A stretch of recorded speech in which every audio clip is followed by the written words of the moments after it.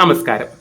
അപകട മരണം ഒഴികെ മറ്റേത് തരത്തിൽ ഒരാൾ മരിച്ചു കഴിഞ്ഞാലും അതൊക്കെ കോവിഡ് വാക്സിൻ കാരണമാണ് എന്ന് പറയുന്നതാണ് ഇപ്പോൾ സോഷ്യൽ മീഡിയയിൽ ട്രെൻഡായിട്ടുള്ള ഒരു കാര്യം. പ്രത്യേകിച്ച് മരിക്കുന്നത് പ്രായം കുറഞ്ഞ വ്യക്തിയാണെങ്കിൽ പിന്നെ പറയണ്ട, കോവിഡ് വാക്സിൻ തന്നെ 100% എന്നുള്ള അവസ്ഥയാണ്. കോവിഡ് വാക്സിന് പാർശ്വഫലങ്ങൾ ഉണ്ട് എന്ന് അതിന്റെ കമ്പനി തന്നെ അംഗീകരിച്ച വാർത്ത, അതുപോലെ തന്നെ അതിന് പാർശ്വഫലങ്ങൾ ഉണ്ട് എന്ന് പറയുന്നതിനെ കുറിച്ചുള്ള ഒരുപാട് വാർത്തകൾ വായിച്ചിട്ടുണ്ട്. ആ സാധ്യത ഞാൻ പൂർണ്ണമായി തള്ളിക്കളയുകയല്ല. പക്ഷേ ആര് എന്തസുഖം വന്ന് മരിച്ചു കഴിഞ്ഞാലും, പ്രത്യേകിച്ച് ഹൃദയ സംബന്ധമായ രോഗങ്ങൾ വന്നിട്ട്, ഇനി ഹാർട്ട് അറ്റാക്ക് ഒക്കെ വന്നിട്ട് മരിക്കുകയാണെങ്കിൽ അത് മുഴുവൻ കോവിഡ് വാക്സിൻ എന്നുള്ള ഒരൊറ്റ കാരണത്തിലേക്ക് നമ്മൾ ഒതുക്കുമ്പോഴത്തേക്ക് നമ്മൾ പ്രധാനപ്പെട്ട കുറേ പ്രശ്നങ്ങൾ നമ്മൾ അവിടെ അഡ്രസ്സ് ചെയ്യാണ്ട് പോവുകയാണ്. അതായത് നമ്മളുടെ തന്നെ കുറേ പോരായ്മകൾ നമ്മൾ കോവിഡ് വാക്സിന്റെ തലയിലേക്ക് കെട്ടിവെക്കുമ്പോൾ യഥാർത്ഥ പ്രശ്നത്തെ പലപ്പോഴും നമ്മൾ കാണുന്നില്ല. നമ്മളുടെ ഭക്ഷണശീലം, നമ്മളുടെ ഉറക്കശീലം, അങ്ങനെയുള്ള കാര്യങ്ങളെല്ലാം എന്തായാലും നമ്മുടെ ജീവിതത്തെ സ്വാധീനിക്കുന്നുണ്ട്. അങ്ങനെ ജീവിതശൈലി രോഗങ്ങൾ വരുന്നുണ്ട്. ഈ ഉറക്കശീലം അതുപോലെ തന്നെ ഭക്ഷണശീലം ഒക്കെ നന്നല്ലാതിരിക്കുന്ന സമയത്ത് ഹാർട്ട് അറ്റാക്ക് ഒക്കെ വരുന്നുണ്ട്. പക്ഷേ നമ്മൾ കോവിഡ് വാക്സിൻ എന്ന് പറയുന്ന ഒറ്റ ആളെ പ്രതിയാക്കി നിർത്തുമ്പോഴത്തേക്ക് ഈ കാര്യങ്ങളെല്ലാം നമ്മൾ മറന്നു പോകുന്നു എന്നുള്ളതാണ്. ഒരുപക്ഷെ നമ്മുടെ പോരായ്മകളെ എല്ലാം നമ്മളുടെ ഒരു വ്യക്തി എന്നുള്ള നിലയിൽ നമ്മൾ ജീവിക്കുമ്പോൾ ഉള്ള നമ്മുടെ പോരായ്മകളെ എല്ലാം നമ്മൾ കോവിഡ് വാക്സിന്റെ തലയിൽ കെട്ടിവെക്കുകയാണ് പലപ്പോഴും. അത് ഇന്ത്യക്ക് സ്വാതന്ത്ര്യം കിട്ടിയ സമയത്ത് ആരോ പ്രസംഗിച്ചതായിട്ട് ഞാൻ വായിച്ചത് ഓർമ്മയുണ്ട്. അതായത് ഇന്നലെ വരെ നമ്മുടെ കുറവുകൾക്ക് കുറ്റപ്പെടുത്താൻ നമുക്ക് ബ്രിട്ടീഷുകാരുടെ ഉണ്ടായിരുന്നു, അവർ കാരണമാണെന്ന് നമുക്ക് പറയായിരുന്നു. ഇന്ന് അവർ പോയി, ഇനി നമ്മളുടെ കുറവ് നമ്മൾ തന്നെ താങ്ങേണ്ടി വരുന്നു. അതേപോലെ എന്താ പറയാ, നമ്മളുടെ കുറവുകളെല്ലാം നമ്മൾ ഈ കോവിഡ് വാക്സിന്റെ തലയിൽ കെട്ടിവെക്കുകയാണെന്ന് പലപ്പോഴും തോന്നുന്നു. ഞാൻ പ്രത്യേകിച്ച് പറയുന്ന ഈ ഭക്ഷണശീലവും ഉറക്കശീലവും നമ്മൾ എടുത്ത് പഠിക്കേണ്ട കാര്യം തന്നെയാണ്. പ്രത്യേകിച്ച് ഈ ഭക്ഷണശീലം കഴിഞ്ഞ കുറച്ച് കാലഘട്ടമായിട്ട് നമ്മുടെ കയ്യിൽ നിന്ന് കൺട്രോളിൽ നിന്ന് പോയിരിക്കുകയാണ്. അതായത് ഏത് നാട്ടിൽ എവിടെയൊക്കെ എന്തൊക്കെ തരം ഭക്ഷണം ഉണ്ട് എന്ന് നമുക്കിപ്പോൾ അറിയാം, ഏതൊക്കെ ഫുഡ് സ്പോട്ട് ഉണ്ട് എന്നറിയാം. അവിടെയൊക്കെ പോയിട്ട് എല്ലാതരം ഭക്ഷണങ്ങളും നമ്മൾ ട്രൈ ചെയ്യുന്നുണ്ട്. അത് ഏത് എണ്ണയിൽ പൊരിച്ചാണ്, എത്ര ദിവസം പഴക്കമുള്ള എണ്ണയിൽ പൊരിച്ചാണ്, ഒന്നും നമ്മൾ അറിയുന്നേ ഇല്ല. പക്ഷെ നമ്മൾ എല്ലാതരം ആഹാരവും ട്രൈ ചെയ്യുന്നുണ്ട്. നമ്മുടെ ശരീരത്തിന് ആവശ്യമുള്ളതിനേക്കാളും എത്രയോ അധികമാണ് നമ്മൾ കൊടുക്കുന്നത്.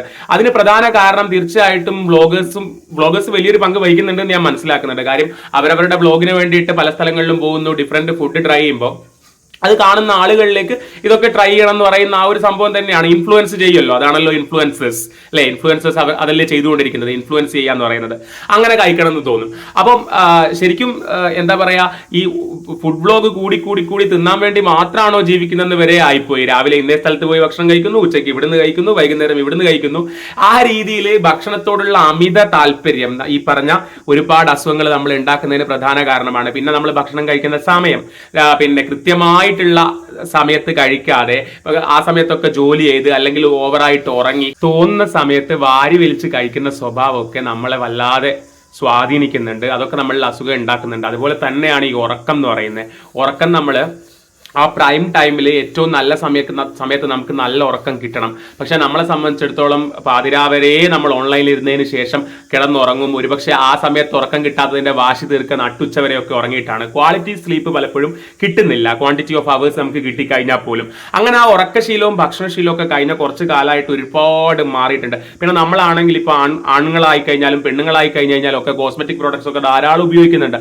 അതൊക്കെ നമ്മൾ ഒരു ക്വാളിറ്റിയും നോക്കാതെയാണ് പലപ്പോഴും നമ്മൾ ആ സാധനങ്ങളൊക്കെ വാങ്ങുന്നത്. അപ്പൊ അതിലെന്തൊക്കെ കണ്ടന്റ് ഉള്ളത് നമുക്ക് അറിയില്ല. അതൊക്കെ ഈ അടുത്ത കാലത്ത് ഒരുപാട് കൂടിയിട്ടുണ്ട്. അതൊക്കെ അങ്ങനെയുള്ള കുറെ കാര്യങ്ങൾ എന്തുണ്ട് ഇതിന്റെ പിന്നിലുണ്ട്. പക്ഷെ നമ്മൾ കോവിഡ് വാക്സിൻ എന്നുള്ള ഒരു പേര് കേൾക്കുമ്പോഴത്തേക്ക് എല്ലാം അതിന്റെ തലയിലേക്ക് കെട്ടിവെച്ചു കൊടുത്തു. നമ്മളുടെ കുറെ പോരായ്മകൾ നമ്മൾ അവിടെ മറച്ചു പിടിച്ചു എന്നുള്ളതാണ്. പിന്നെ പലപ്പോഴും ഈ യൂട്യൂബിലും ഇൻസ്റ്റാഗ്രാമിലും ഒക്കെ ഷോർട്സ് കാണുമ്പോൾ ഡാൻസ് ചെയ്തുകൊണ്ടിരിക്കുന്ന സമയത്ത് കുട്ടി വീണ് ഹാർട്ട് അറ്റാക്കായി മരിച്ചുപോയി, ഇനി അല്ലെങ്കിൽ പിന്നെ ക്ലാസ്സിൽ പ്രസംഗിച്ചുകൊണ്ടിരിക്കുന്ന സമയത്ത് പിന്നെ സംസാരിച്ചുകൊണ്ടിരിക്കുന്ന സമയത്ത് വീണ് മരിച്ചു എന്നൊക്കെയുള്ള കുറെ ഷോർട്സ് കണ്ടൊക്കെ അത് കാണുമ്പോൾ നമ്മൾ വല്ലാതെ പാനിക് ആവും, ഓ അയ്യോ. പക്ഷെ പലപ്പോഴും ഞാൻ ഇങ്ങനെ കാണുന്ന വീഡിയോസിന്റെ പിന്നാലെ അന്വേഷിച്ച് ചെന്നപ്പോഴത്തേക്ക് ഞാൻ അന്വേഷിച്ച് ചെന്നിടത്തോളം അവരൊക്കെ മുമ്പ് എന്തെങ്കിലും അസുഖമുള്ള ആൾക്കാരാണ്, ഹാർട്ട് പേഷ്യൻസ് തന്നെയാണ് പലരും.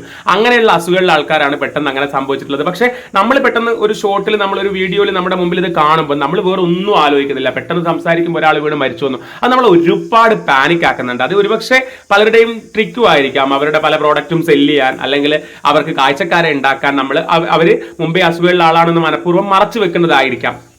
ഓക്കെ, അങ്ങനെ നമ്മുടെ ഉള്ളിൽ ആ ഒരു പേടി കലർത്തിയിട്ട് നമ്മളെ കൂടുതൽ അവരുടെ ചാനൽ കാണിക്കുന്നതായിരിക്കാം. ഇനി അല്ലെങ്കിൽ അവർക്ക് വേറെ എന്തെങ്കിലും വിൽക്കാനൊക്കെ ഉണ്ടെങ്കിൽ അതിന്റെ വിൽപ്പന സാധ്യതയൊക്കെ കൂട്ടുന്നതായിരിക്കാം. അതിനും നമ്മൾ ഇരയാകുന്നുണ്ട്. ഈ പാനിക്കായി ജീവിക്കുക എന്ന് പറയുന്നത് ഭയങ്കര കഷ്ടപ്പാടാണ്. ഇപ്പൊ നമ്മുടെ വീട്ടിൽ ഒരു ചെറിയ കുട്ടി ഉണ്ടെങ്കിൽ ഈ കുഞ്ഞുങ്ങൾക്ക് എന്തെങ്കിലും പറ്റുന്ന, ശ്വാസം മുട്ടി മരിക്കുന്ന, ഇതുപോലെയൊക്കെയുള്ള വീഡിയോസ് നമ്മൾ കാണുമ്പോൾ പിന്നെ നമുക്ക് ഉറക്കമില്ല. നമ്മളെ മനസ്സ് 24/7 അവരുടെ കൂടെ തന്നെയാണ്. നമുക്ക് പിന്നെ ഉറക്കമില്ല.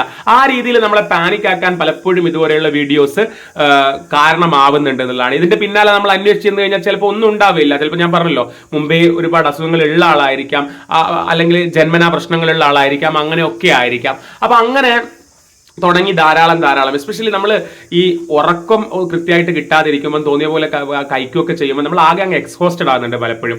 അതൊക്കെ ഇതിന് കാരണമാവുന്നുണ്ട്. അത് പറയുമ്പോഴും ഞാൻ പറഞ്ഞല്ലോ, ഈ കോവിഡ് വാക്സിന്റെ പാർശ്വഫലങ്ങൾ പല സ്ഥലത്തും വായിച്ചിട്ടുണ്ട്.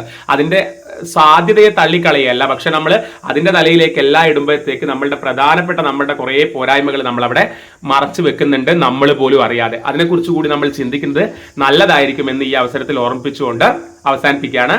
താങ്ക്